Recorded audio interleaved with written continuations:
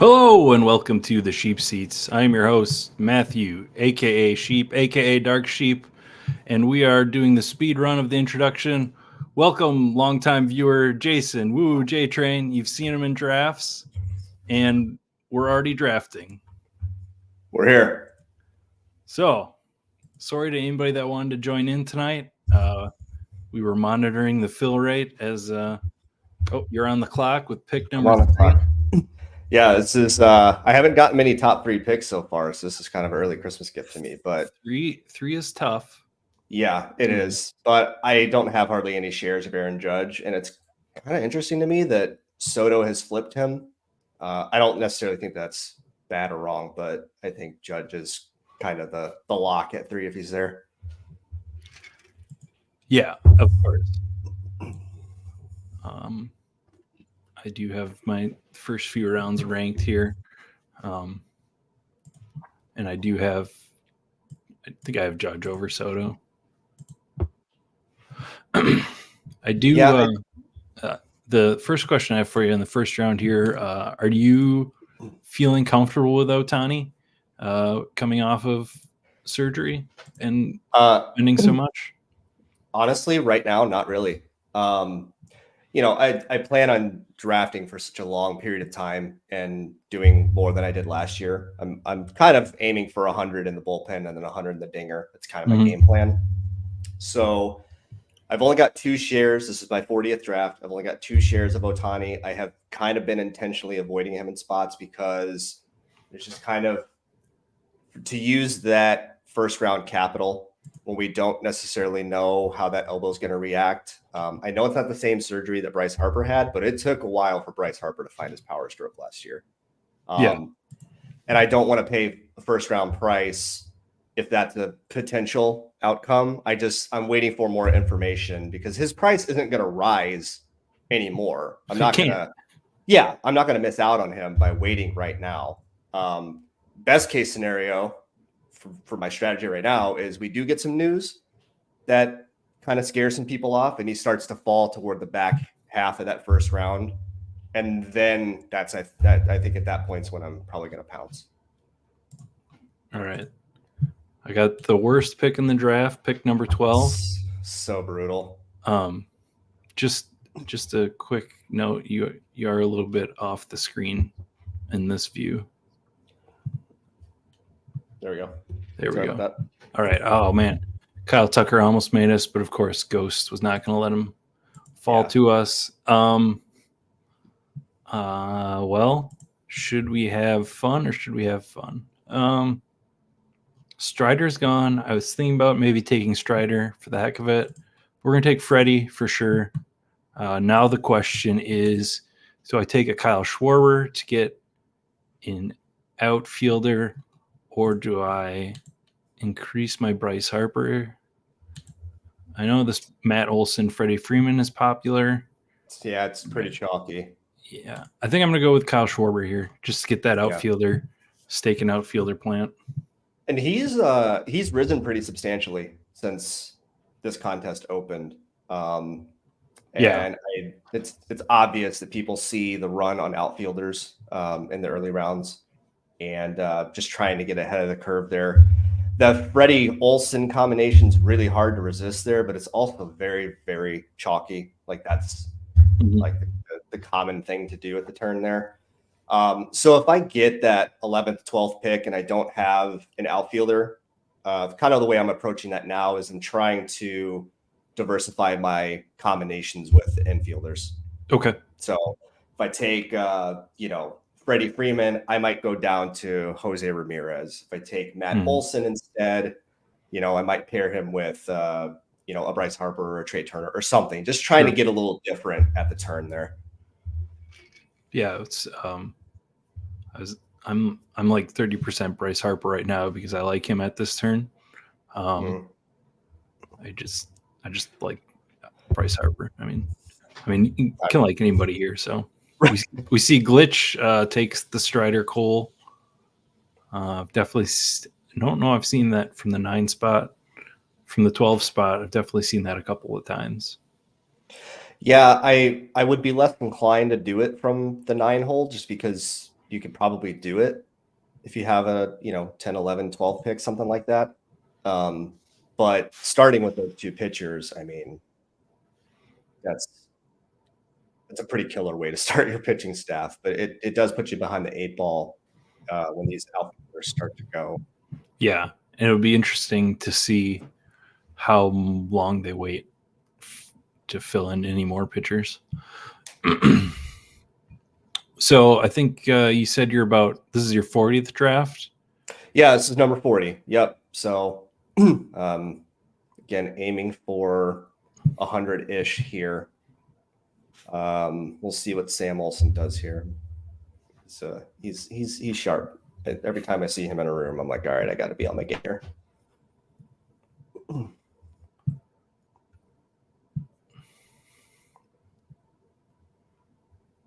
Yeah, it is nice to. There's definitely names in here I haven't seen before. Always happy to see that continuing. For it being December and people trying out. Yeah. I'm all in on Mike Trout. I'm all in on him at this price. Obviously, injury concerns. The guy just has not been able to put together a full season, but he's still Mike Trout.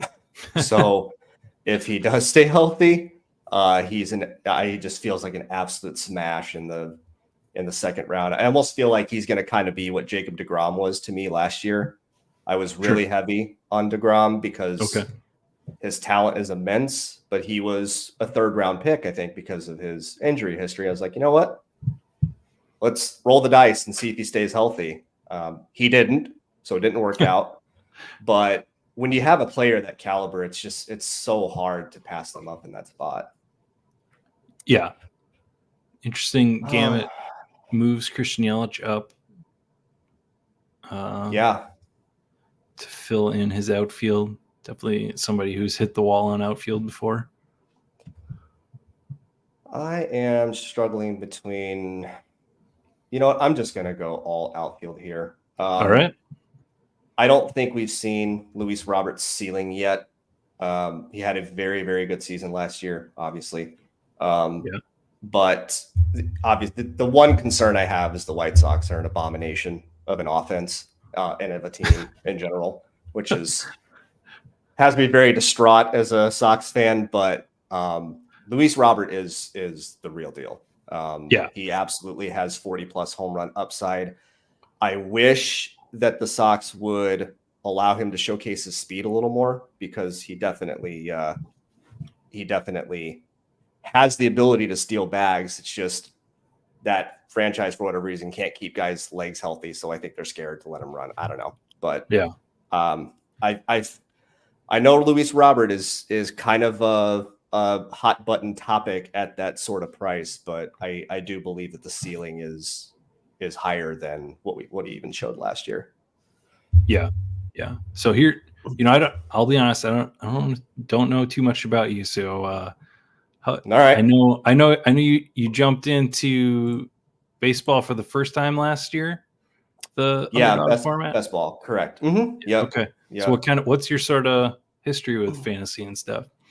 So I have a home league that I run every year. That's kind of a family and friends thing. My cousin's in that league. He's like a brother to me. He beats me every year. I hate it, but it happens. But I started playing DFS pretty seriously in 2020, just strictly for the most part MLB. Yeah.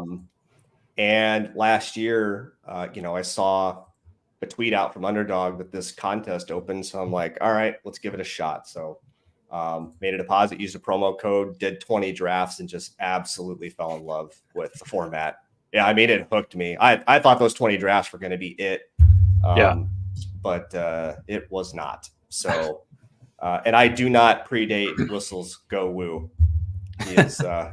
He's been in the game much longer than me and is way better than me, especially in the DFS streets. But I didn't even know about him until I got into DFS pretty seriously. I thought I had kind of an original thing. And I see Whistles Go Woo is one of like the best DFS players around. I'm like, come on. Yeah. So Glitch does go with the 3 pitchers here. That seems pretty tough to do. All right, I'm on the clock. I've got my rankings here. I got my pocket of pitchers that I like.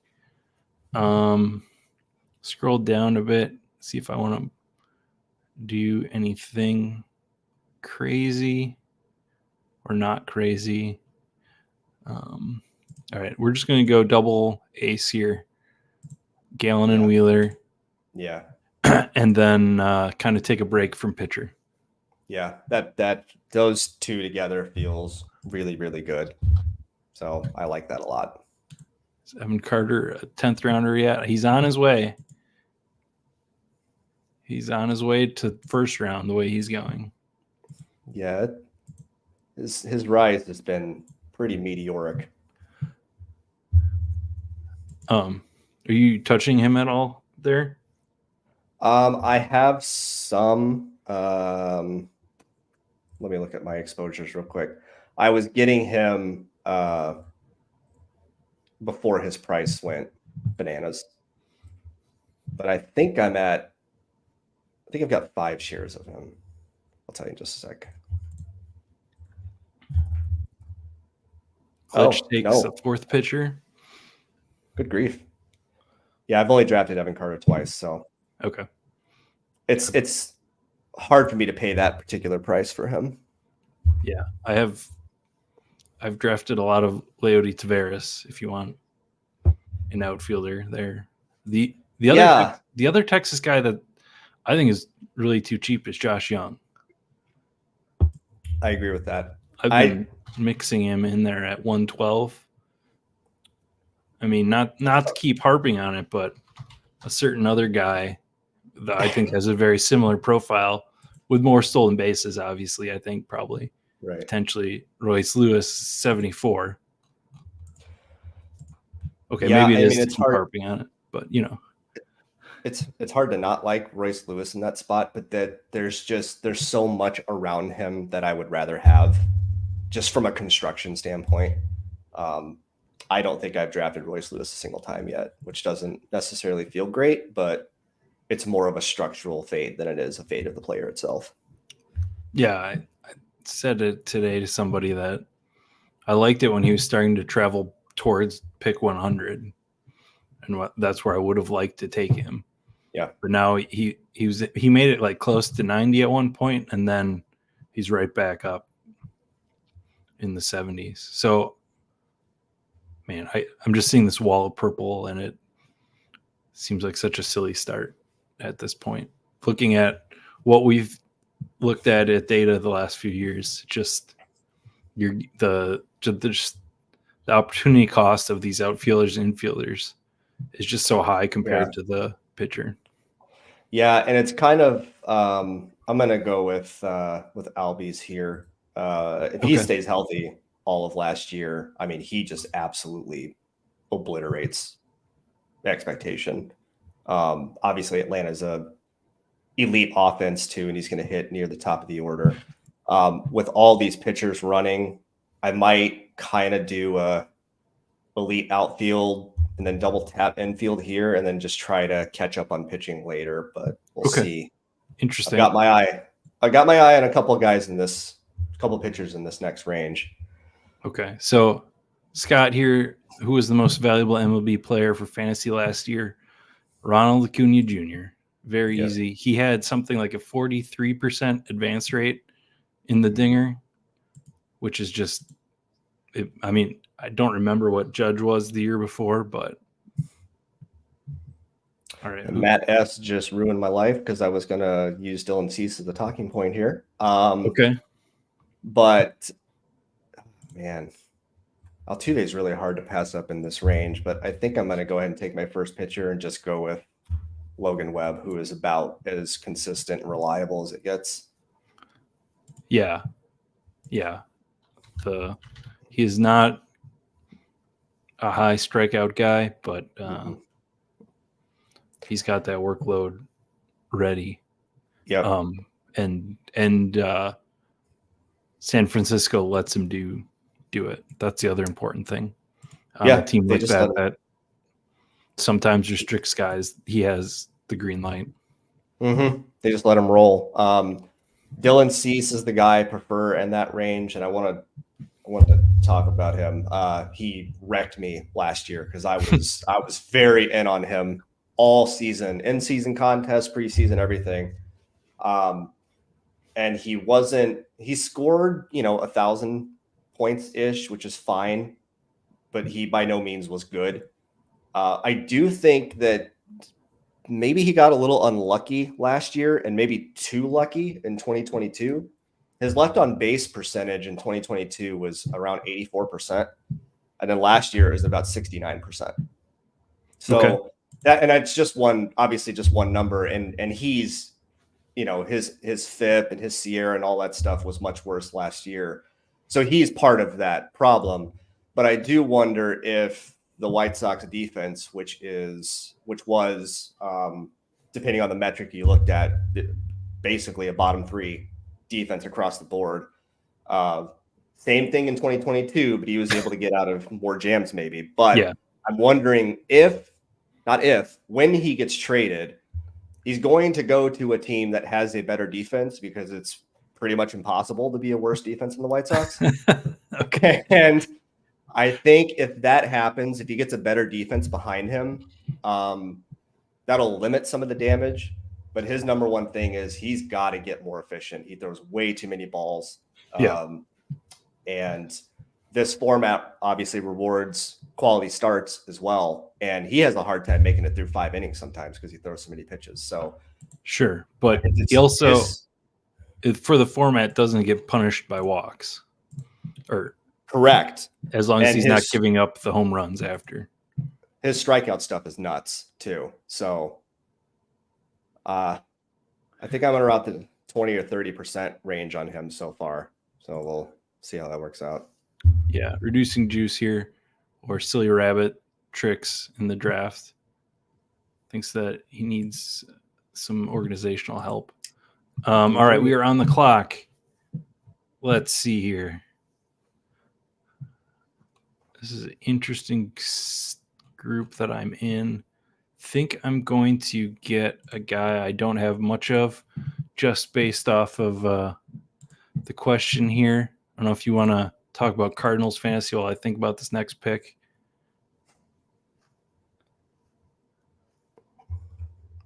I think I gotta go outfield here, and I'm gonna take Santander.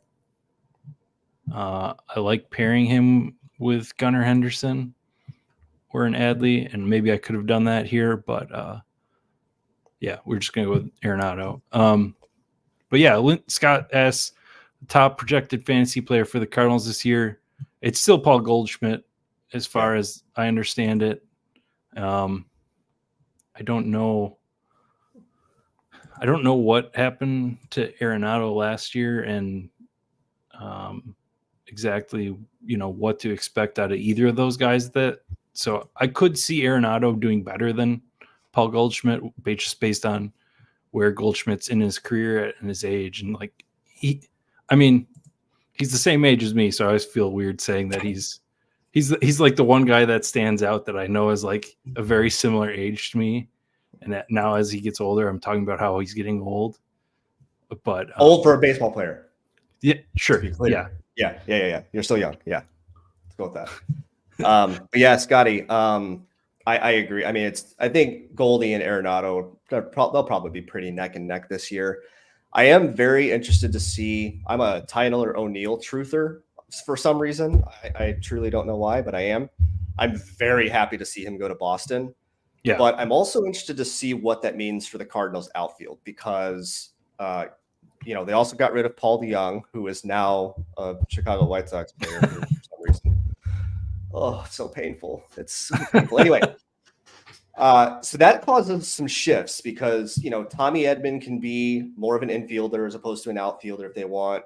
Brendan Donovan can do the same. They have a lot of flexibility, a lot of guys who can play around.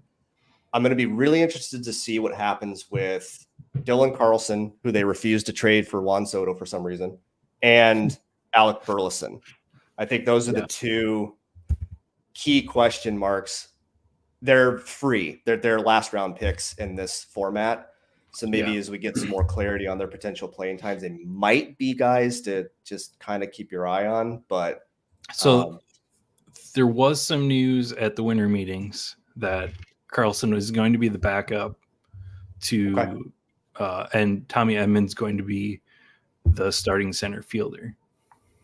Okay, is what they said. Right. So it's Lars, Tommy Edman, and Jordan Walker, and then the backup is Dylan. I don't like this. I feel like I'm in a bad spot here. I'm going to go Christian Walker. I love Christian Walker. I think he has even more power potential. And Eugenio Suarez in that lineup is a huge upgrade for them at third base. Evan Longoria is he retired now? He's basically. I don't know, but yeah. And Gurriel's back there now, who's just fits in. They're still rumored to be linked to like JD Martinez, maybe to come back. I refuse to draft Shane Bieber here. I'm completely and totally out on him. You know what? Let's do a little fun Arizona stack here and go. Yeah, I like it. Walker Marte. I think as much as I am a little bit lower on Corbin Carroll as the field, Walker and Marte get such a boost having him batting ahead of them. Just RBIs and opportunities there. So I do have to address this. And I am not insulted at all. I even have the patchy facial hair. So you're not alone in this this comparison. I also get Harold Ramis every once in a while when my hair is this long. It's a good one. Scott would like you to get into your White Sox front office and trade him to the Cardinals. No, the Cardinals they're obsessed with signing old pitchers. What are you doing? I do have to say I do really like Sonny Gray landing there. I think that's a great spot for him to thrive this year if he doesn't have his back issues and stuff crop up. Yeah, I agree. And if Lance Lynn cannot give up 40 home runs, he should be fine too.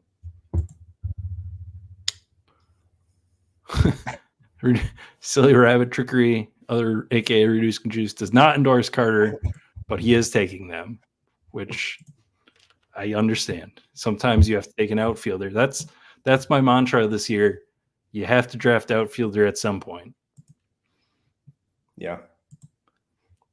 I think we're not. We're really not, Carly. Yeah.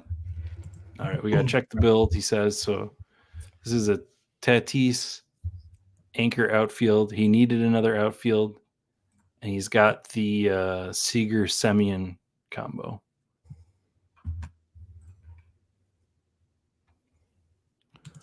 Yeah, so he's building the Texas stack. Yeah, which certainly can't blame him on that.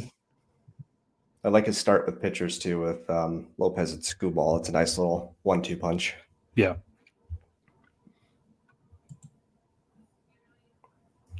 Yeah, Carter is likely a part-timer. Oh, I'm on the clock. Hold on.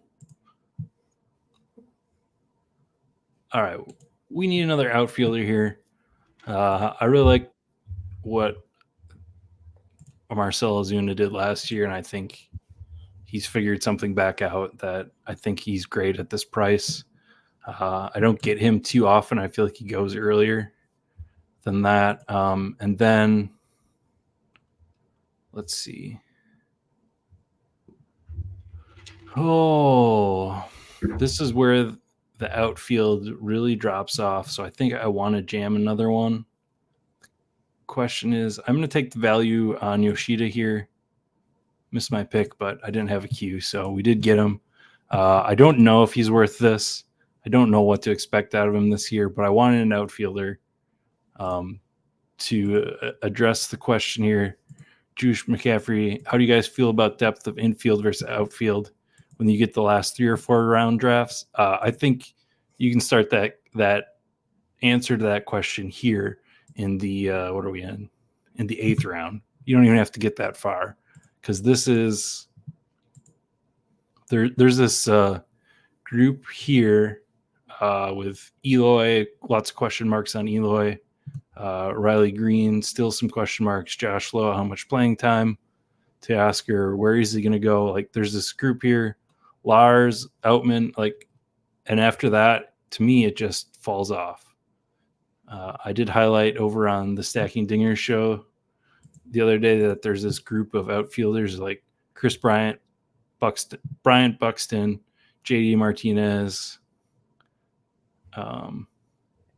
Justin Turner. There's some of these old guys that Stanton's in here, like, that might be good on a per plate appearance basis this year, but we don't have any idea how much playing time they're going to get with injuries and injury history.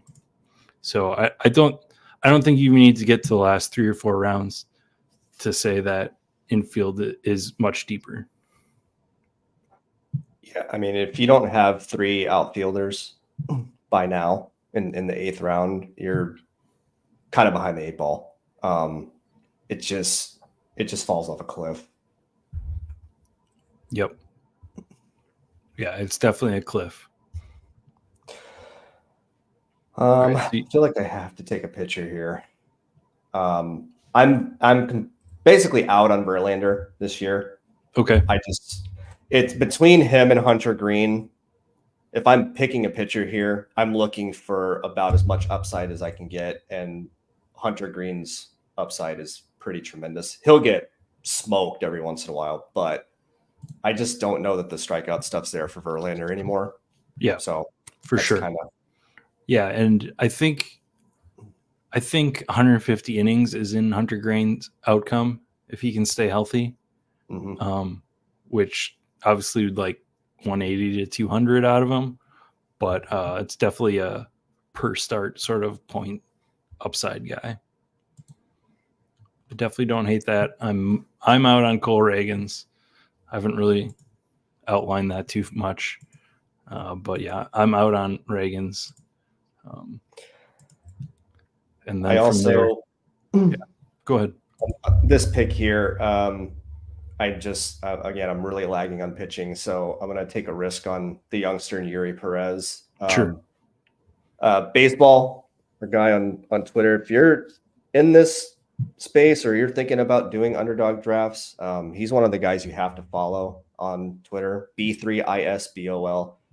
He has a great sheet that looks at the steamer projections that are out now, and then he turns those into underdog points. And Yuri Perez is, at least last I checked, is popping pretty good on that sheet. I still think there's some value at 99 there because his talent is immense. Yeah, I know when he started drafting, he didn't have a ADP, and our guy Reducing Juice was slamming him at no ADP right when it started a whole ton.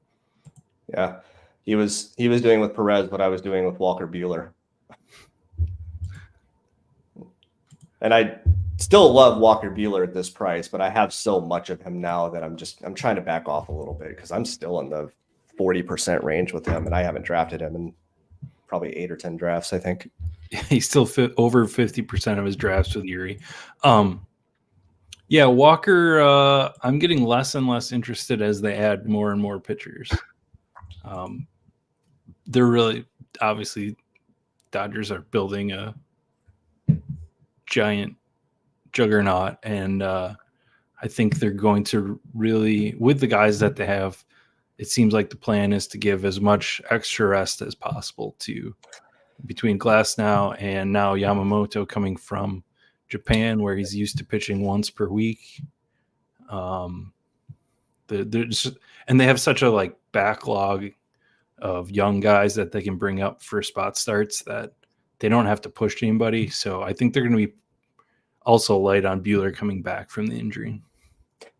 And I'm okay with that. I'm okay if they're light on him and easing him in at the beginning of the season. It's the playoff rounds that I'm kind of thinking about. Sure. If he's right, and if they're letting him go, he should be a smash in the playoffs. You're on the clock, man. Yep. Yeah. So I'm trying not to take Riley Green in every draft, so I'm going to ignore him here. So I'm going to take Eloy here as my 5th outfielder, and then take here I'm between Eflin and Gray for pitchers. We really saw Eflin figure something out there in Tampa. I can't decide. We're going to push it down the road and take the guy I mentioned earlier, Josh Young. I do think Gleyber Torres is pretty good here. I've been getting a lot of Gleyber Torres, a lot of him. Right. He really fits a construction where you're hammering outfield and pitcher early. He's just kind of there in the 10th round for you to kind of start building your infield with. Yeah.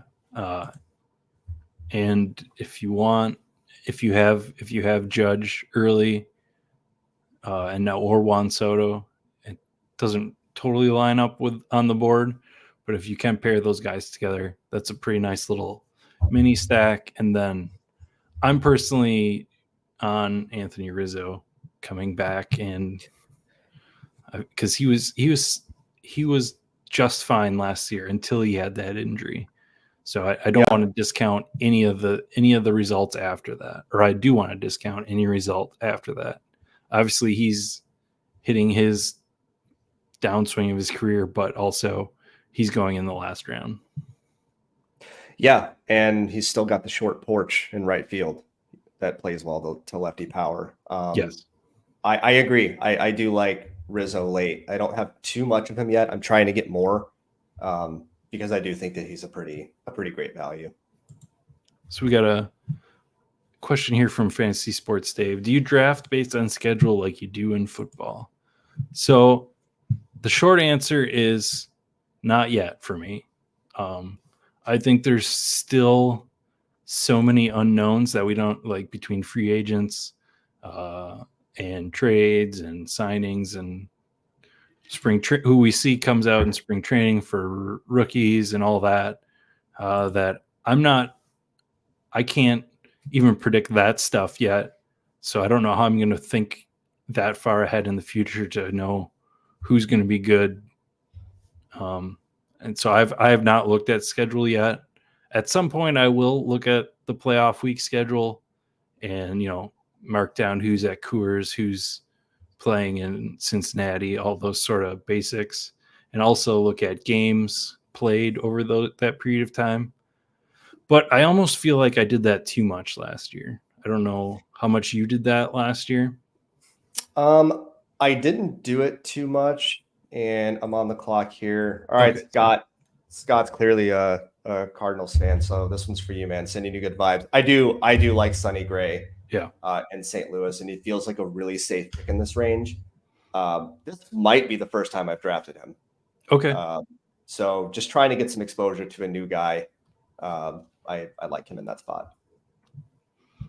So is there another pitcher there that you're taking more often, or you're just not usually looking for a pitcher? Around there that just went, I have a ton of Kyle Bradish. Okay. I still think there's some value in his number right around that 115. I know our guy, Silly Rabbit Trickery, picked him a couple picks ahead of me. And Joe Musgrove feels like he's going a little too late as well. I am going to fully be aboard the Chris Bryant redemption arc this year. I think we've forgotten just how good Chris Bryant can be. But I mean, he's obviously had trouble staying on the field, but he plays in Coors, and I know he's only hit like a couple home runs there. But if the guy can put together a healthy season in Coors, I really, really like his potential down in this spot.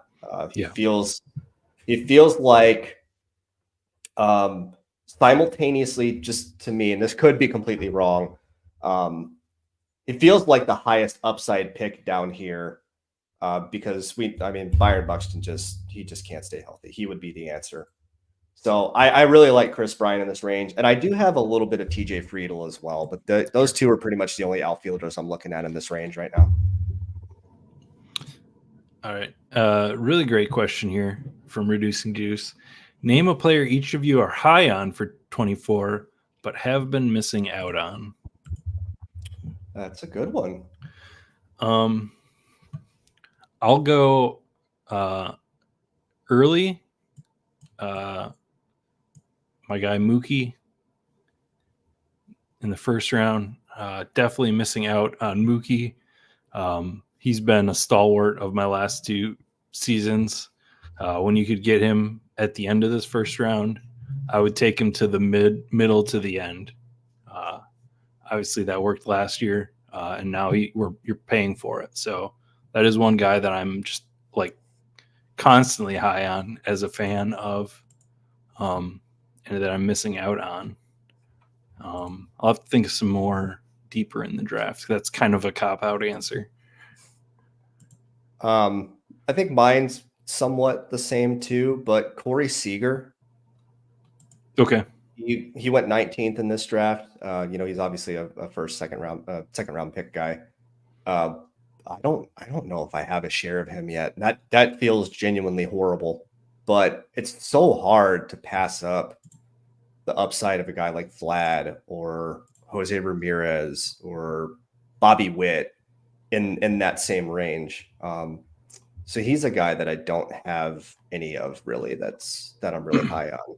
Sure. Yeah, I have a ton of Jose Barrios here, so I scrolled down a little bit, took a Erod, who I usually don't get too much of. Just, I don't know.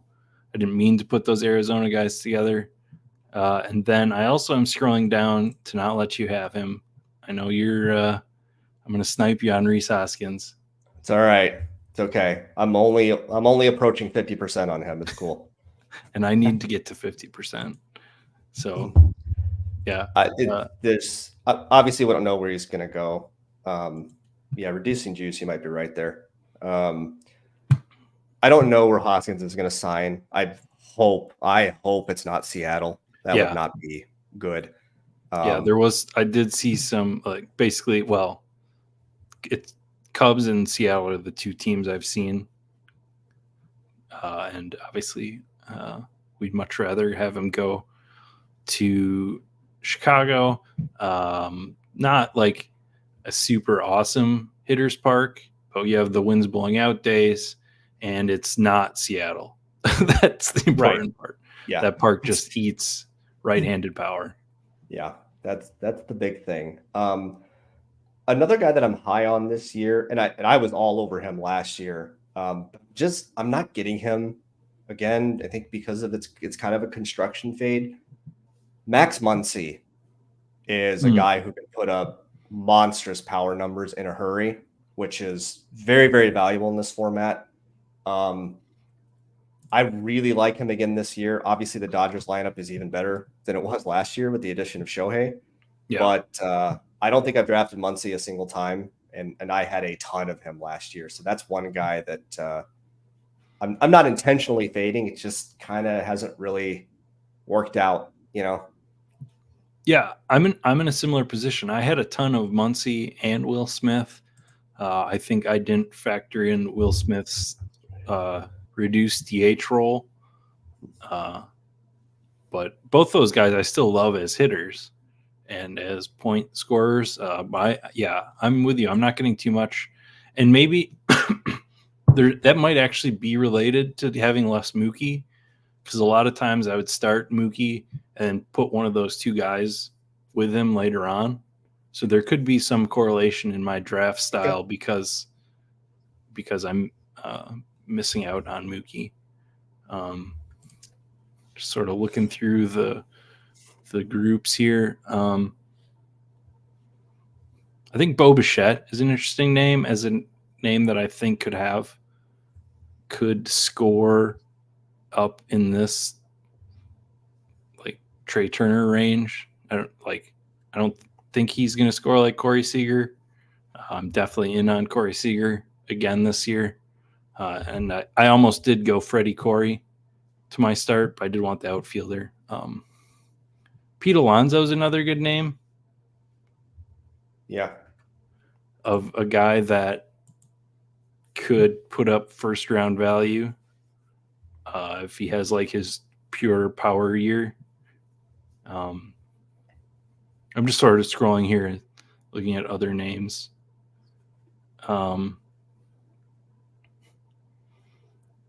George Kirby's a guy who I really like, but I think the hype train has got a little too high on him.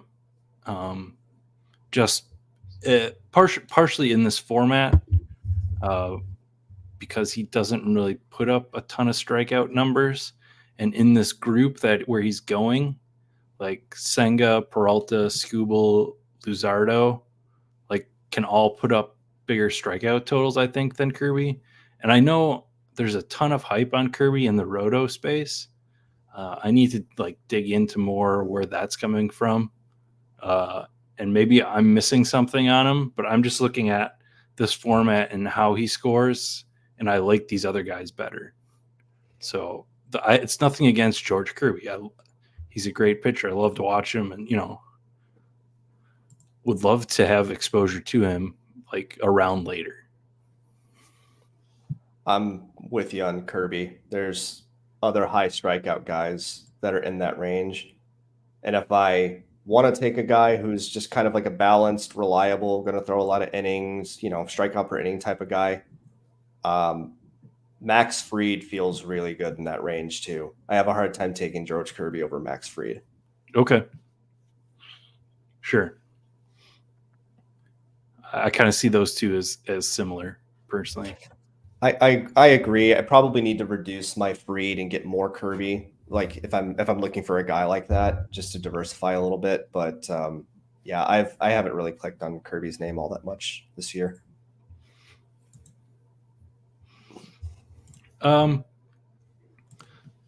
Reducing juice, another great question here. Any general rules towards stacks, investing in pairing early hitters, mixing positions, looking for lineup positions? Excuse me. We are on the clock. We're going to build a mini late Atlanta stack here with Ozuna and Kelenic.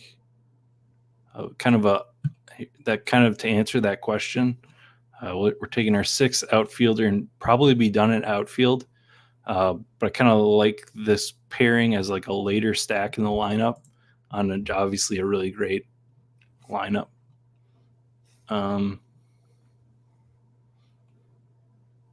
We are counting down here. Oh, you mentioned him. I'm going to grab Eugenio Suarez as an infielder. I don't love any pitcher right here. I can kind of wait for like a Detmers, or I don't know. I guess it does kind of fall off, but I'm going to wait on pitcher. I am pretty thin with only 3 so far, so definitely going to go 7 here. Depending on how I take, it might go 8. We'll see what happens. Yeah, pitcher in this range is pretty ugly. I think Lance Lynn still has spike potential because he still has really good strikeout stuff, but he also gives up home runs like it's, just an unbelievable number of home runs. Bailey Ober feels like a really safe, just kind of boring, get the job done kind of guy in that range. Mm-hmm. Mackenzie Gore feels like the post-hype sleeper prospect guy with the strikeout stuff who might be able to put it together. So sure. Ober and Gore are kind of the only two that I've been looking at in that range. Ober for the safety, and then Gore for the hopefully he figures it out and strikes out a bunch of people. Yeah. I do like him. And there really isn't a reason for Washington to really limit his innings. Maybe I've been a little bit too gun shy based on his recent history and staying on the field. But I guess he did get up to 140, puts him in the range of 160, 175 this year if he stays healthy. So maybe I've been a little too gun shy on him. back to the question on stacks. This year, I have not been stacking as much. The last week since I started drafting up again, I have been forcing a little bit more stacks, just because I've really condensed my ownership on a few guys. So as a way to reduce picking the same names at every point in the draft, I am starting to like break some ties. Like, oh, I got this guy I have a ton of. I have this other guy I like a little bit less, but he builds a mini stack. So I have been doing that more a little bit lately. But in general, I have not been forcing it as much as last season. I haven't either. I'm kind of taking the same approach where I use it as a tiebreaker. And you're going to see that in action right now because I just took Jarren Duran, the outfielder for the Red Sox. Just feels like a nice floor guy. And then I'm going to grab Trevor Story here as an infielder. So a little mini Boston stack together. Okay. I don't really like any of these outfielders. I have an absurd amount of Isaac Paredes, so I'm good there for now. Just felt like pairing Trevor Story with a teammate, little mini stack thing. Sure. Trevor Story is my most drafted player. There you go. I just, I don't know. I don't have any reason to say he's going to have a bounce back other than he's had a full off season to be healthy. And he should hit at the middle of that lineup. And he doesn't have to be what he was to pay off a 15th round price tag. He just needs to be 80% of what he was, and you're good there. But if he does fully return to form or close to fully return to form, I mean, he is a smash in the 15th round.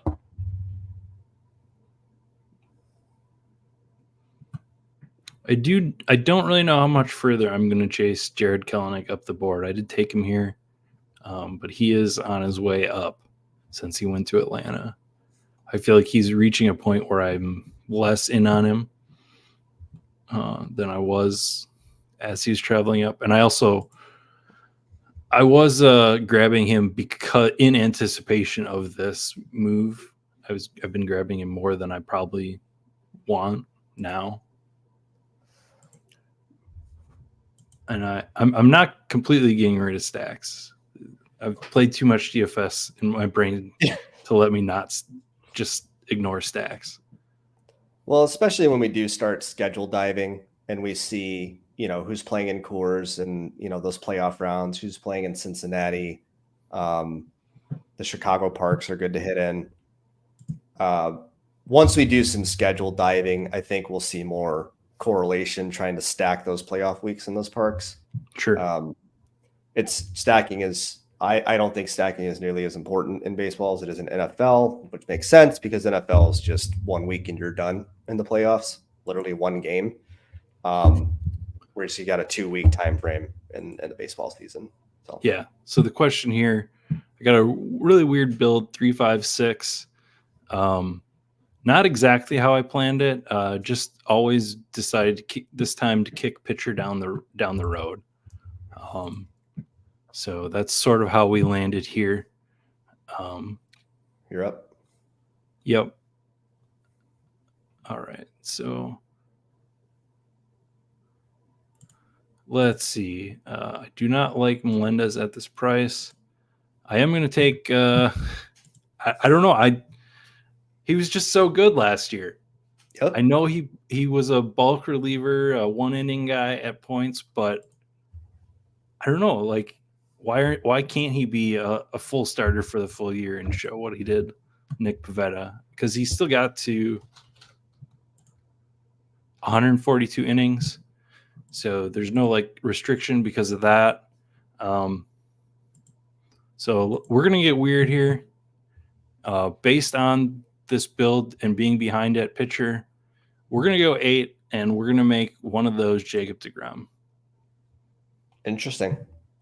I did this earlier today as an experiment, where I went 8 with deGrom, and The word is back after the All-Star break. I don't know what that means. I don't know when after the All-Star break. Who knows who he's going to be? But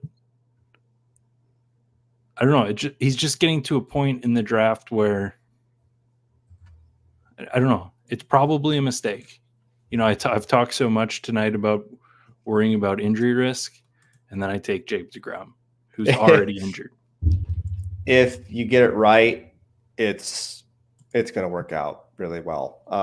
I'm worried we don't get him back at full strength until the very, very tail end of our initial regular season pods. Yeah. So I kind of feel like you have to make it through your pod with the way I'm thinking of it, with 0 innings from him, and hope he comes back full strength for that first round of the playoffs. And that's where he makes his impact. That's the only scenario I'm thinking about if I'm thinking about clicking his name. I have not done it yet, but if you get it right, you can get through your initial pod and he's there that first playoff round, you're going to be very, very unique in a good way. Yeah. All right. We are getting, I don't know what you've got going on tonight, but William Jones is here and B-Shot is trying to fill another draft. They need 4 more. I don't know where it'll be when we're done. If you're up for running back another draft, certainly won't hold you here. Yeah, I might be up for that. See what happens here at the end. We'll see where they're at as we get to the end here. Yeah.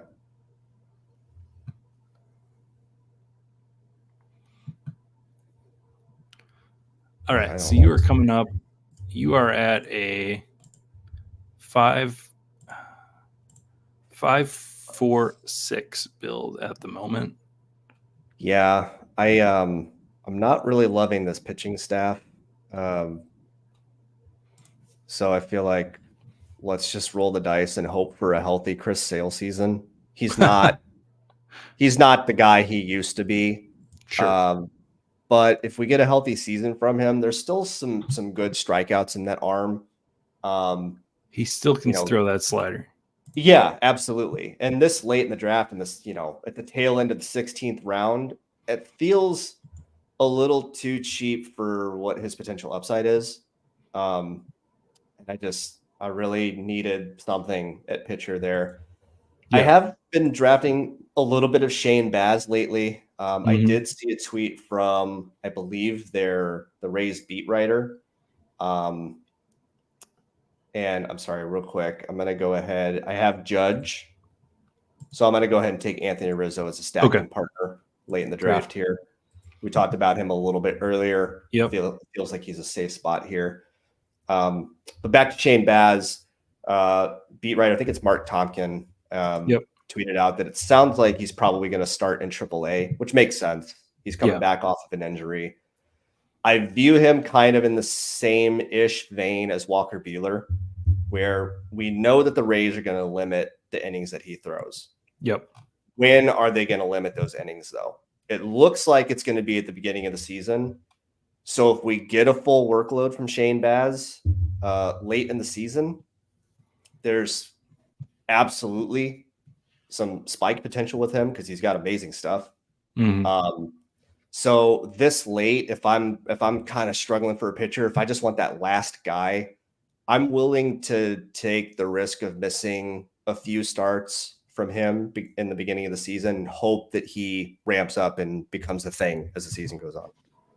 Yeah. Reducing Juice here, shouting out himself for taking Shane Baz on one of these shows in a draft. Ghost here was contemplating Sale versus Abbott on his pick and went with the younger guy, which sometimes, especially like when we're talking about pitchers and you're talking about age of pitchers, old versus young, the old guys have that expanded opportunity and the young guys tend to be have less opportunity, less innings, blah, blah, blah. But when it comes to comparing Andrew Abbott and often injured Chris Sale, I think you're not debating any sort of innings difference there. based on age. Pretty much any pitcher that you take this late, they're going to have some level of risk, whether it's innings due to restrictions or innings due to injury risk.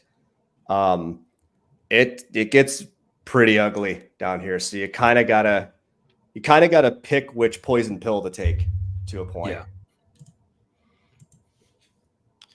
And with the way your build is going with doing 8 pitchers, I'll be very interested to see how you construct the staff, because I still think you can put together a very, very competitive pitching staff. It's just you got to hit these late round guys just right for it to work. Yeah, and I do, assuming Ghost doesn't take him here, I do have one of them in mind. Okay, he goes Jake Burger, who I definitely think is another great infielder at the end here to take. I mentioned him on the stacking dingers as my late round pitcher to take. Seth Lugo got to 146 innings last year, kind of proved that he can do the starting job. And then let's see, I think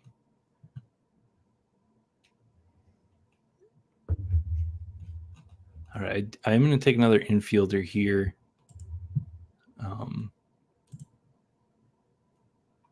I am worried about Ryan Mountcastle, Austin Hayes, these guys, these sort of older guys on Baltimore that could get pushed out by the youth movement. But I am going to take a little flyer on him here. I don't know really what to expect from him this year. He did not score well last year. Was he injured? I think he did get hurt for I think he missed a period of time. Yeah. The other thing is Baltimore it just kills right-handed power. I don't, like you said, that's my concern with them too. It's getting into a platoon situation or getting pushed out by the youth movement. I don't really know what other options they may have at first base or whatever, but is there a outside shot they dangle him as a trade piece or something? I don't know. The playing time concerns feel really real with him. Yeah. And in this range, I've been getting to a ton of William Contreras. Yes, same. I was trying to not take him just as sometimes I need to not take William Contreras. I've been getting a little more Matt Chapman in this range too. Obviously, we don't know where he's going to go. But, Toronto, I don't think was a great ballpark for him. If he gets into the right situation, Milwaukee, he would be fantastic. Trying to will it into existence for you. Matt Chapman to Milwaukee. Or Boston. Yes. Let him go hit against the Green Monster. Mm-hmm. So this is interesting.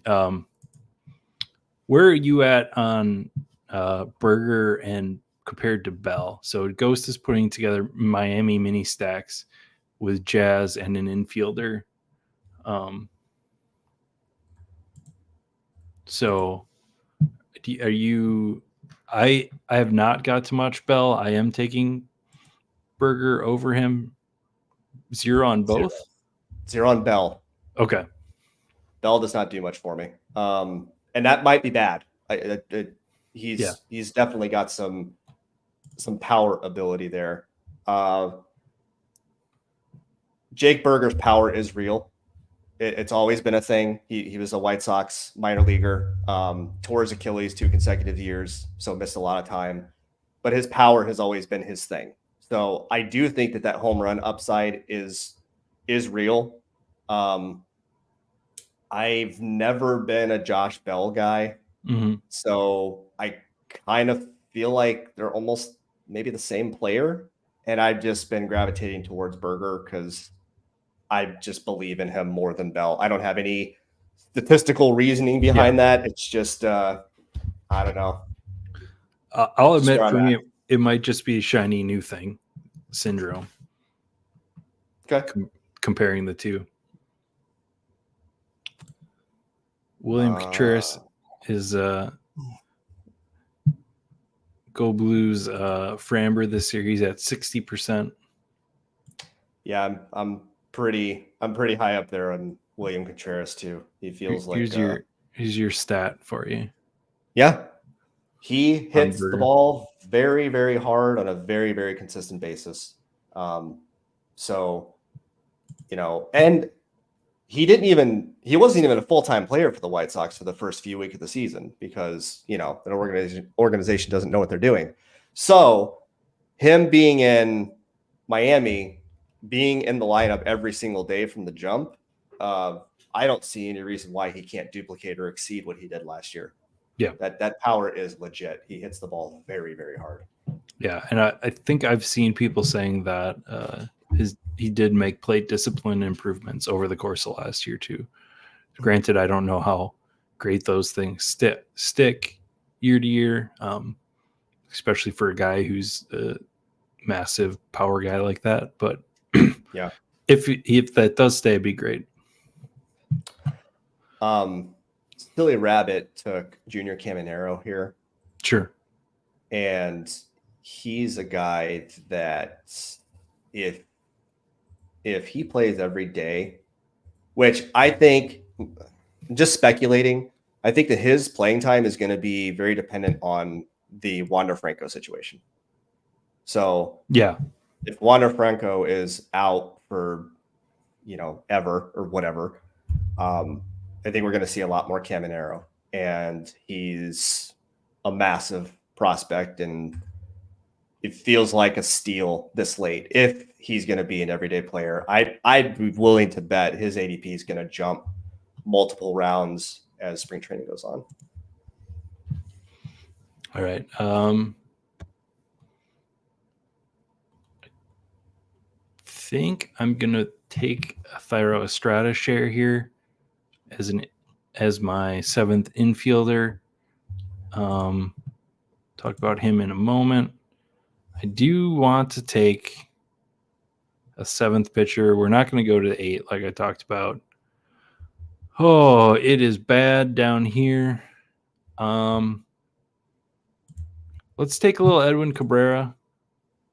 100 innings, massive strikeouts. Maybe he's a guy that we can get early season numbers from to offset some of this DeGrom pick. I don't know too much more than that. Sort of, yeah. Not a ton of pitchers I loved in that group, and I was sort of running out of time. Yeah, that if I'm picking pitcher in the 20th round, I've been getting to Cabrera quite a bit, but I've been trying to kind of sprinkle things around there. I've got some Aaron Ashby, who I would assume is going to be a full-time feature in the Brewers rotation, but I guess so. Here's my homer Aaron Ashby take. I don't know. All right, perfect. I am super concerned that when he came back from the shoulder injury last year, the velo was just like bottom out. A full off season, can he get healthy? Sure. And is there a spot for him to pitch in Milwaukee right now? Yes. They just got rid of Adrian Hauser, who's not great, but was like a guy you could put out for 4 innings of baseball. So there's definitely they signed Wade Miley back, and obviously they lost Woodruff for the year. So there is potential for him to fill. I'm just worried about how much he pitches and just a shoulder thing that reduced, like even when he came back last year, was a velocity issue. So I have gone back to taking him 20th round since the Adrian Hauser trade, but I don't feel comfortable about it. Okay. Is there any chat or any possibility that we get Mason Millard with him, where they just throw him in the bullpen, at least to start, to get him ramped up? That could be a possibility. I mean, he's not going to be a closer if his problem is velocity, but I think more likely would be that he's at AAA. Okay. Yeah. Again, taking a pitcher that late, 19th, 20th round. Yes, his ADP is really 36. I don't know why. Taking a pitcher that late, you're just really taking a stab and just hoping you get it right. So that's why trying to sprinkle some late You're on round the clock pitchers. there for your last Yep. pick.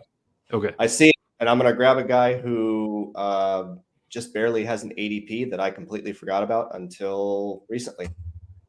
Brendan Rodgers. All right. Yep.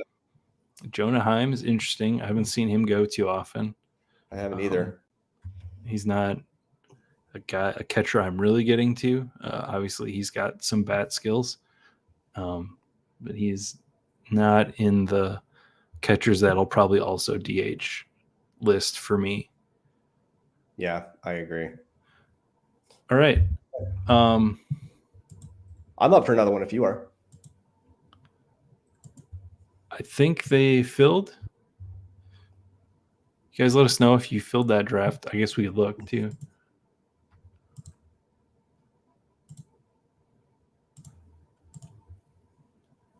Oh, yep.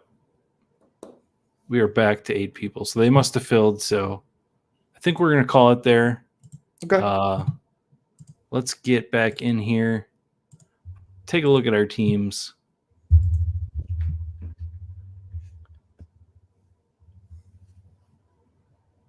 Let me get back down the screen.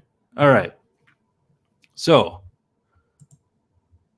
we're gonna rate each other's teams here. I just decided that. Okay. All right. So you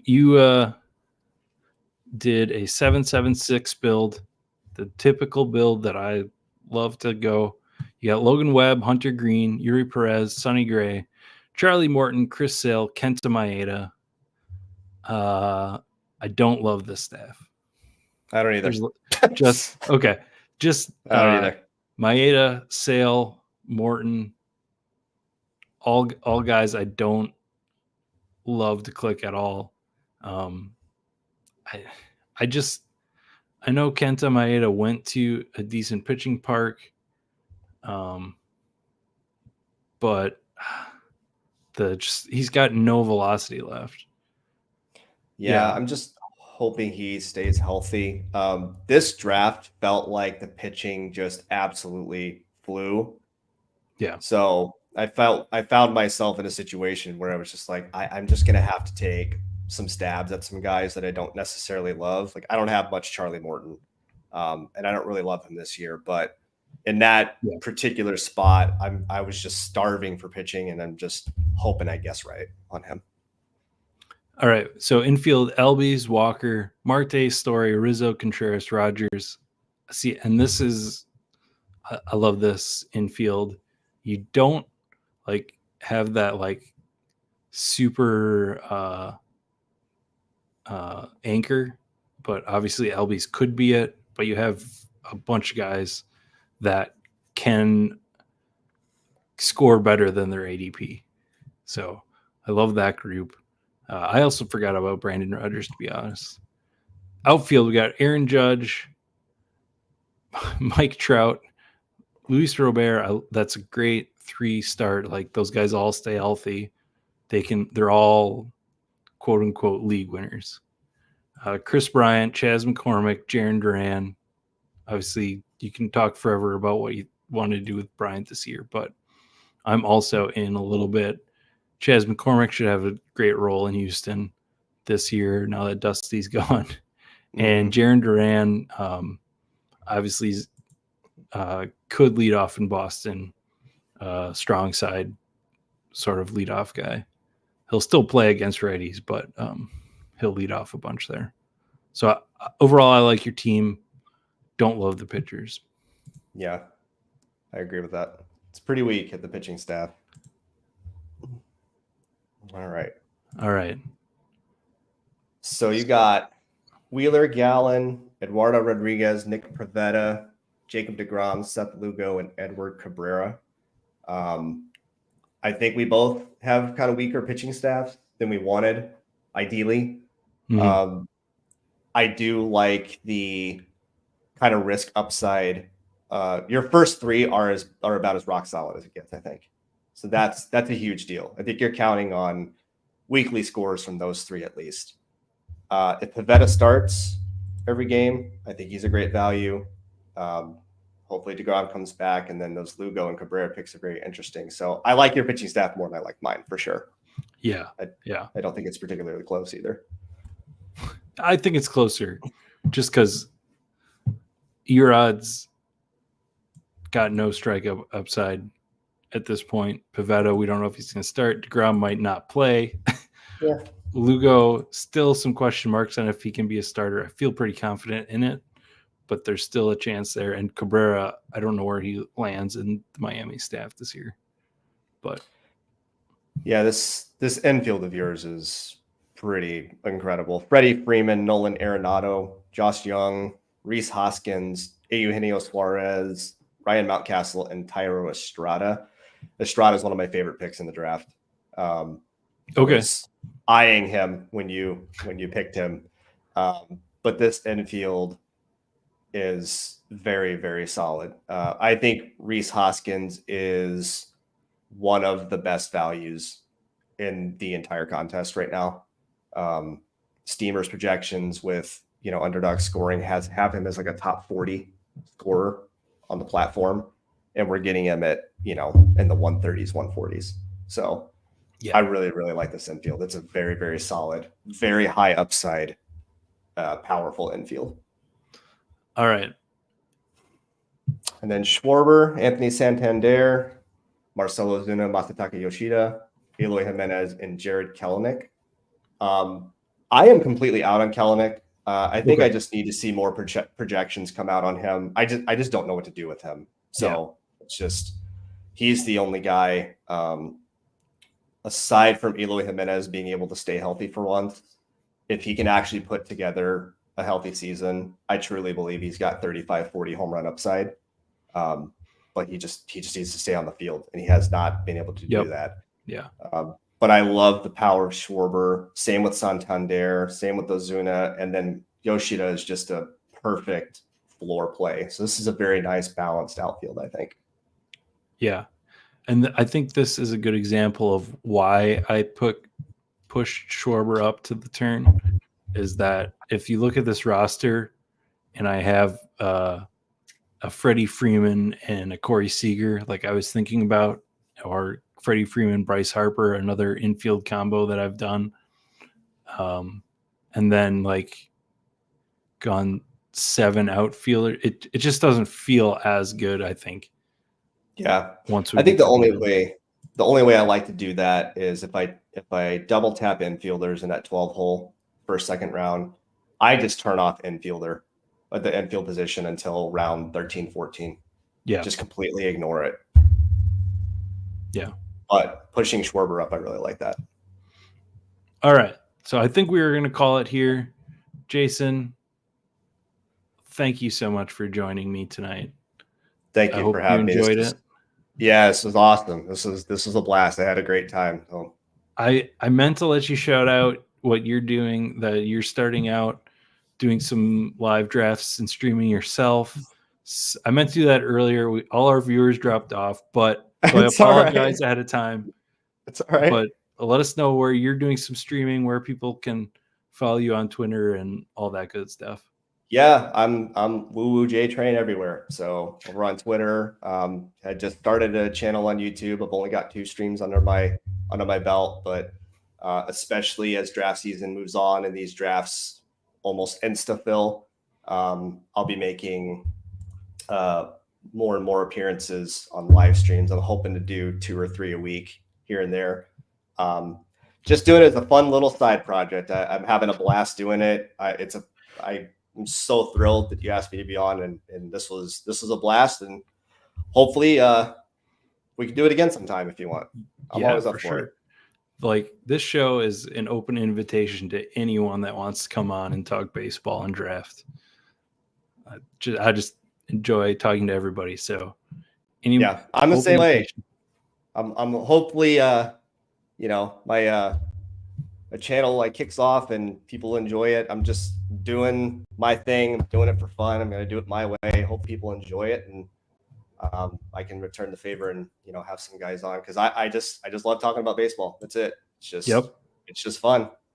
I love drafting. That's the other important part. Yeah. All right. So everyone out there in magical internet land, I hope you have an awesome holiday. Whatever holiday you celebrate, I hope it's awesome.